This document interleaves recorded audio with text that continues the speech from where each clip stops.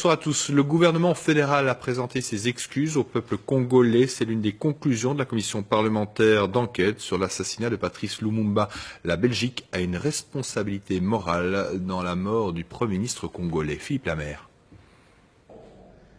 À la lumière des critères appliqués aujourd'hui, certains membres du gouvernement d'alors et certains acteurs belges de l'époque portent une part irréfutable de responsabilité dans les événements qui ont conduit à la mort de Patrice Lumumba.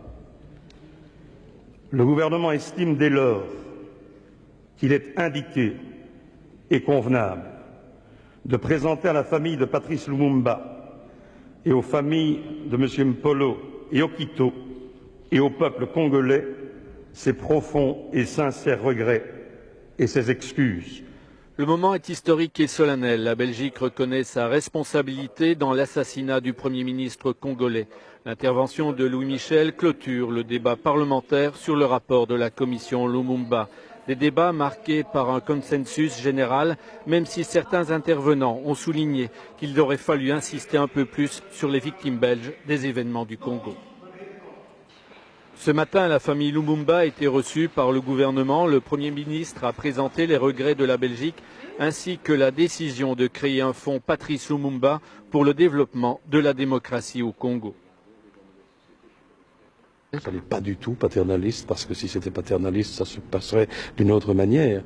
Non, justement, c'est le contraire. Nous respectons assez les Congolais que pour simplement leur dire que nous voulons nous rendre utiles, que c'est à eux de nous dire comment ils veulent que l'on travaille ou qu'on les aide, ce n'est pas nous qui leur disons ce qu'il faut faire.